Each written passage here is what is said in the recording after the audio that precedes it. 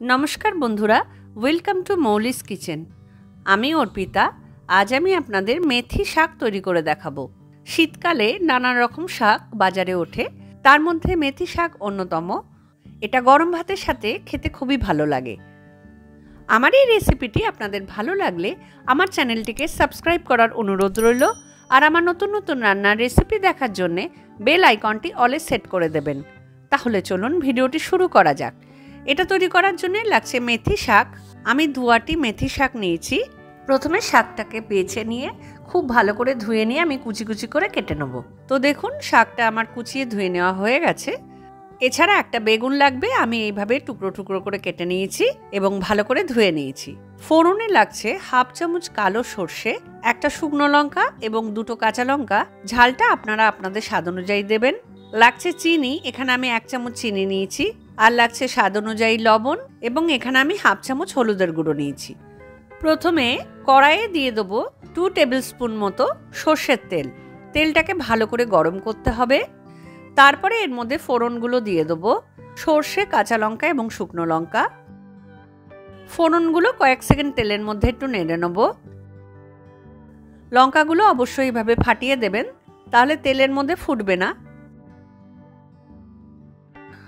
এবারে বেগুনের টুকরোগুলো এর মধ্যে দিয়ে দেব। এর মধ্যে দিয়ে দেব অল্প একটুখানি লবণ এবং সামান্য একটুখানি হলুদের গুঁড়ো। বেগুনের টুকরোগুলো একটু ভেজে নেব।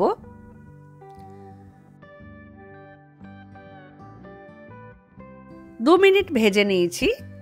এবারে মেথি শাকটা দিয়ে দেব।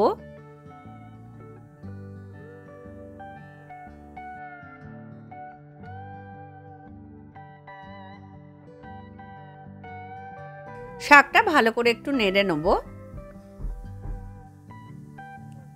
নাড়তে নাড়তে শাকের ভলিউমটা একটু কমে যাবে।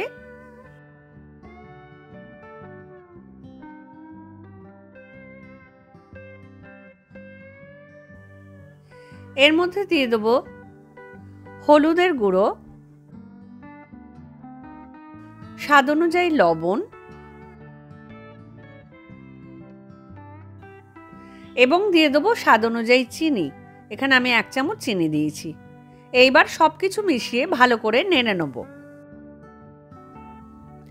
এবারে গ্যাসটাকে কমিয়ে কড়াইটাকে ঢাকা দিয়ে আমি 1 মিনিট মতো হতে দেব।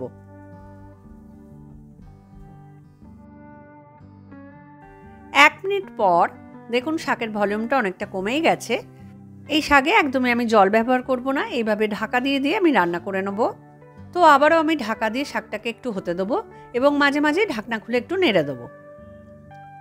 মিনিট 10 পরে দেখুন শাকটা একদমই তৈরি হয়ে গেছে। আপনারা নুন মিষ্টিটা একটু টেস্ট করে নেবেন। এইবার আমি গ্যাসটাকে বন্ধ করে মেথির শাকটা সার্ভ করব। তৈরি হয়ে গেল খুব সুস্বাদু মেথির শাক।